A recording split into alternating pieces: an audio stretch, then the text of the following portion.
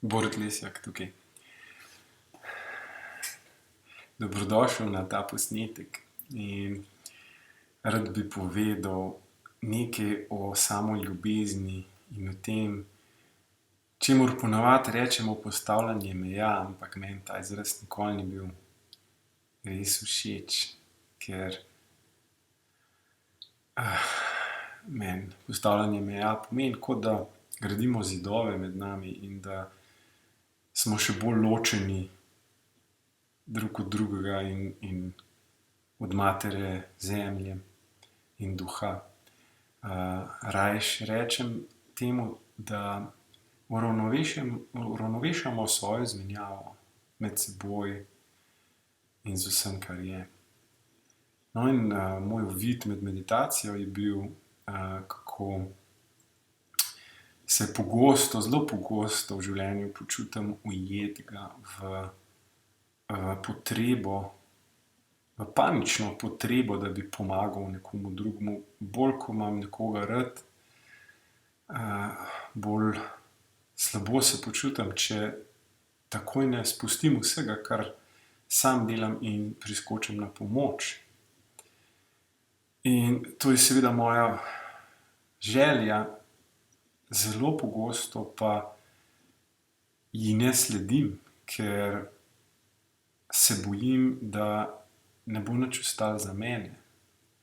Da se bom preveč razdal in da ne bom imel časa narediti tisto, kar bi sam želel oziroma kar čutim, da je res pomembno v mojem življenju.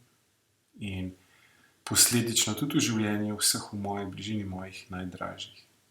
In ko čutim to odgovornost, na obe strani sem razpet, sem med kladivom in nakovalom, tako se počutim.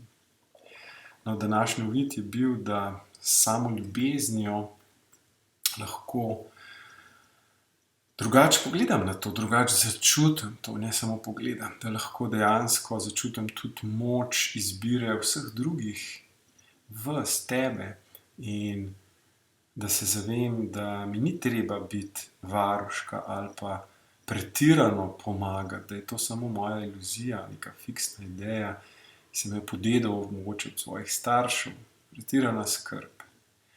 In da je zadosti, če čutim sočutje, če čutim ljubezen, ki temelji na moji samoljubezni. In potem sem zadosti jasen, da lahko poslušam svojo intuicijo in se odločam, kdaj je res potrebno pomagati in kdaj ni.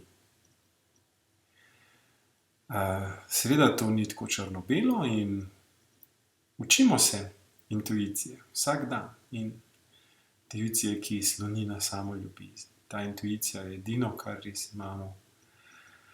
In vsa naša vprašanja, na katera iščemo odgovore zunaj sebe ali pa v svoji glavi, so tukaj, odgovori so tukaj v naši intuiciji.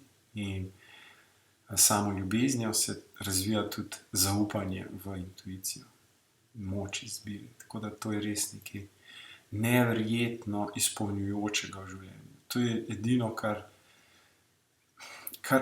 zaradi česar se res počutim, da je življenje res lepo in sproščeno in varno in udobno.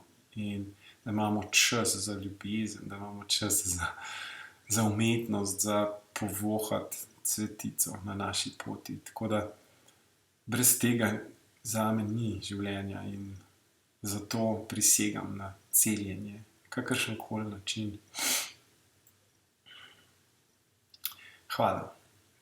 Do naslednjič. Adijo.